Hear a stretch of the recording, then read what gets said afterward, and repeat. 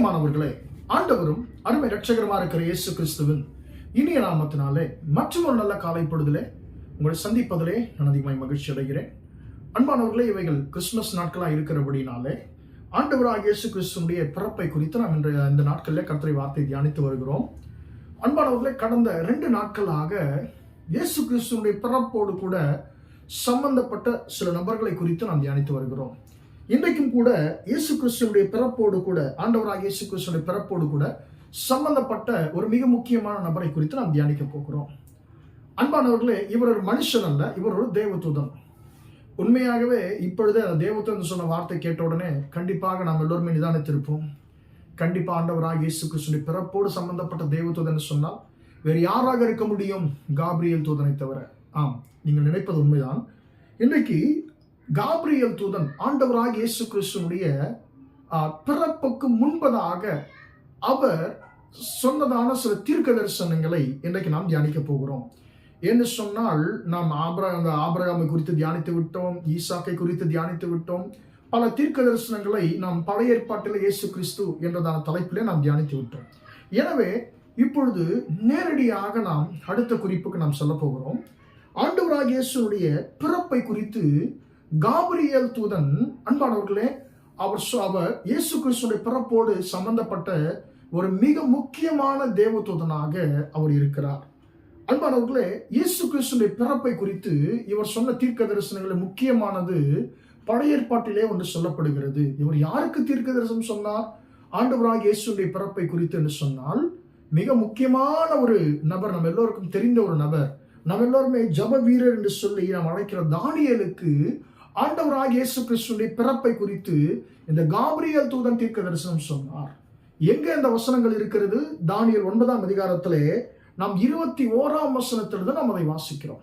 இந்த தானியேல் 9ஆம் அதிகாரத்தில் நாம் பார்க்கிறோம், இஸ்ரவேல் ஜனங்கள் மேலே கர்த்தர் ஏன் கோபத்தை வரவழைத்தார், அவர்களை கர்த்தர் ஏன் அடிமைகளாய் அவர்களை மற்ற ஜனங்களுக்கு விற்று போட்டார் என்று சொல்லி அதற்கான காரணத்தை, அந்த பாழ்கடிப்பு கர்த்தரின் நியாய தீர்ப்பை குறித்தவர் எரேமியா தீர்க்க தரிசன புஸ்தகத்தை வாசித்து அவர் அதை அறிந்து கொள்கிறார். உடனடியாக இவருக்குள்ளே ஒரு துக்கம் ஏற்படுகிறது. உடனடியாக அவர் கர்த்தரை நோக்கி அவர் ஜெபிக்க ஆரம்பிக்கிறார், பாவ அறிக்கை செய்து ஜெபிக்க ஆரம்பிக்கிறார். எனக்கு அன்பான தேவனுடைய பிள்ளைகளே, தானியேல் 9ஆம் அதிகாரம் 21ஆம் வசனம் சொல்லுகிறது, அவர் ஜெபித்துக் கொண்டிருந்த பொழுது காபிரியேல் என்கிறதான புருஷன் வந்து அவரை அந்தி பலி செலுத்துகிற நேரத்திலே இவரை தொட்டார் என்று சொல்லி, என்னை தொட்டான் என்று சொல்லி தானியேல் காபிரியேல் தூதனை குறித்து எழுதுகிறார். அன்பானவர்களே, காபிரியேல் தூதன் என்ன செய்கிறார்? வந்து தானியேலை தொட்டு அவரோடு கூட பேசுகிறார். அவர் பேசுகிற தொடர்ச்சி 24ஆம் வசனத்துல வருகிறது. 9:24 காபிரியேல் தூதன் சொல்லுகிறார், அதை உங்களுக்காக வாசிக்கிறேன். மீறுதலை தவிர்க்கிறதற்கும், பாவங்களை தொலைக்கிறதற்கும், அக்கிரமத்தை நிவர்த்தி பண்ணுகிறதற்கும், நித்திய நீதியை வருவிக்கிறதற்கும்.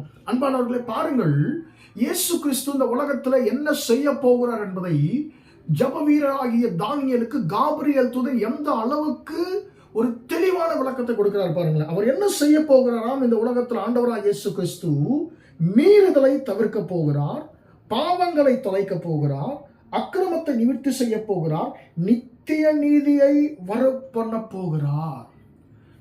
அன்பானவர்களே, அவர் மீறுதல், மனுஷனுடைய மீறுதல் எல்லாவற்றையும் அவர் என்ன செய்ய போகிறார் சொன்னால் தவிர்க்க போகிறார். அவர் பாவங்களை, மனுஷனுடைய பாவங்கள், மனுஷன் கர்த்தருக்கு விரோதமாக செய்த பாவங்களை அவர் தொலைக்க போகிறார், இல்லாமல் செய்ய போகிறார். மனுஷன் செய்த அக்கிரமத்தை நிவர்த்தி செய்ய போகிறார்.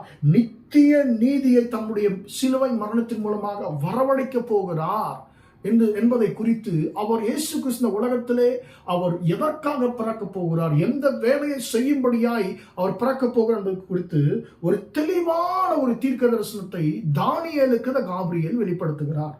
அன்பானவர்களே, அடுத்தது நீங்க பார்த்தீங்கன்னு சொன்னா, எனக்கு அன்பானவர்களே, அவர் சொல்லுகிற ஒரு வசனத்தை பாருங்க. அவர் என்ன சொல்லுகிறார்? 25ஆம் வசனத்துல பாருங்க, பிரபுவாகிய மேசியா வரும் மட்டும், பிரபுவாகிய மேசியா வரும் மட்டும் இந்த இடத்துல தெளிவாக இயேசு கிறிஸ்துவுடைய பிறப்பை குறித்து சொல்லிவிடுகிறார். அன்பானவருடைய பிள்ளைகளே, இந்த மேசியா வரப்போகிறாராம். எதற்காக வரப்போகிறார்? பாவத்தை தொலைக்க, அக்கிரமத்தை நிவர்த்தி பண்ண, நித்திய நீதியை வருவிப்பதற்காக இந்த பிரபுவாகிய மெஸ்ஸி ஆண்டவராகிய இயேசு கிறிஸ்து இந்த உலகத்திலே வரப்போகிறார். அவர் வந்து என்ன செய்ய போகிறாராம்? அன்பானவர்களே, மீறுதலை தவிர்த்து, பாவத்தை தொலைத்து, அக்கிரமத்தை நிவர்த்தி பண்ணி நித்திய நீதியை வருவிப்பதற்காக பிரபுவாகிய மெஸ்ஸியா வரப்போகிறார், பிறக்க போகிறார் என்பதை தீர்க்க தரிசனமாக தானியேலுக்கு அறிவிக்கிறார். அன்பான தேவனுடைய பிள்ளைகளே, இயேசு கிறிஸ்துடைய பிறப்புக்கு முன்பதாக காபிரியேல் சொன்னதான முதலாவது தீர்க்க தரிசனம், தேவதூதனாகிய காபிரியேல் சொன்ன முதலாவது தீர்க்க தரிசனம் இந்த வசனமாய் காணப்படுகிறது. இயேசு எதற்காக வந்தார்? அன்பான தேவனுடைய பிள்ளைகளே, நீங்களும் நானும் கர்த்தருடைய வார்த்தையை மீறுகிறவர்களா இருக்கிறோம். அந்த மீறுதலை தவிர்க்கும்படியாக, நம்முடைய பாவங்களை தம்முடைய மரணத்தினால தொலைக்கும்படியாக, அக்கிரமத்தை நிவர்த்தி பண்ணும்படியாக, நீங்களும் நானும் செய்த அக்கிரமத்தை நிவர்த்தி பண்ணி நித்திய நீதியை நம்முடைய வாழ்க்கையில கொண்டு வரும்படியாகத்தான் ஆண்டவராகிய இயேசு கிறிஸ்து இந்த உலகத்திலே பிறந்தார். அன்பான தேவனுடைய பிள்ளைகளே, நம்முடைய வாழ்க்கையிலே நம்முடைய மீறுதல் எல்லாவற்றையும் தவிர்த்து நம்மை நீதிமான்களாய் மாற்றுவதற்காக இயேசு கிறிஸ்து இந்த உலகத்திற்கு அவர் வந்து பிறந்தார் என்பதை காபிரியேல், அன்பானவர்களே, அவர் வந்து பிறக்க போகிறார் என்பதை காபிரியேல், அன்பானவர்களே, இயேசு கிறிஸ்துவுக்கு முன்பாக 600 வருஷங்களுக்கு முன்பதாக வாழ்ந்த தானியேலுக்கு தீர்க்க தரிசனமாய் சொன்னார். அவர், ஐயோ என்னுடைய ஜனங்கள் பாவம் செஞ்சிட்டாங்கன்னு சொல்லி அவர் கவலையோடு ஜெபிக்கும் பொழுது காபிரியேல் தூதன் சொல்லுகிறான், தானியேலே, கவலைப்படாத. உன்னுடைய ஜனத்தினுடைய மீறுதலை மட்டுமல்ல, இந்த ஒட்டுமொத்த உலக ஜனத்தினுடைய மீறுதலை தவிர்க்க நீ அக்கிரமத்தை நிவர்த்தி பண்ண, நித்திய நீதியை வருவிக்க மெஸ்ஸியா பிறக்க போகிறார் என்கிறதான தீர்க்க தரிசனத்தை காபிரியேல் முன்னறிவித்தார். அன்பான தேவனுடைய பிள்ளைகளே, நம்முடைய வாழ்க்கையில அக்கிரமத்தை நிவர்த்தி பண்ணி, நம்முடைய வாழ்க்கையில மீறுதலை தவிர்த்து, நம்முடைய வாழ்க்கையில நித்திய நீதியை வருவிப்பதற்காக ஆண்டவராகிய இயேசு இந்த உலகத்தில் வந்து பிறந்தார். நம்மை நீதிமான்கள் ஆக்குவதற்கு இந்த உலகத்தில் இயேசு பிறந்தார். அன்பான தேவனுடைய பிள்ளைகளே, நம்முடைய பாவங்களை கழுவி அக்கிரமத்தை நிவர்த்தி பண்ணி நம்மை நீதிமான்கள் ஆக்க பிறந்த ஆண்டவராகிய இயேசுவுக்கு நம்முடைய வாழ்க்கையை ஒப்பு கொடுப்போமா? ஜெபிப்போம். இரக்கமுள்ள தகப்பனையும் நன்றியோடு துதிக்கிறோம், ஸ்தோத்திரிக்கிறோம். இம்மட்டுமாக இந்த வார்த்தைகளை கேட்ட நம்முடைய பிள்ளைகளை ஆசீர்வதியும் ஆண்டவரே. அப்பா, ஸ்தோத்திரம் ஆண்டவரே, நீர் எங்கள் அக்கிரமத்தை நிவர்த்தி பண்ணி நித்திய நீதியை வருவிப்பதற்காக இந்த உலகத்தில் பிறந்தீர் என்பதை ஆண்டவரே, அப்பா, காபிரியேல் தூதனுடைய தீர்க்க தரிசனத்தின் மூலமாக எங்களுக்கு உணர்த்தி நமக்கு ஸ்தோத்திரம். எங்கள் அக்கிரமத்தை நிவர்த்தி பண்ணி எங்கள் நீதிமான்களை மாற்றுகிற உம்முடைய கரத்துல ஆண்டவரே எங்களை ஒப்பு கொடுக்கிறோம். ஆண்டவரே, எங்களை நீதிமான்களாய் மாற்றுவீராக.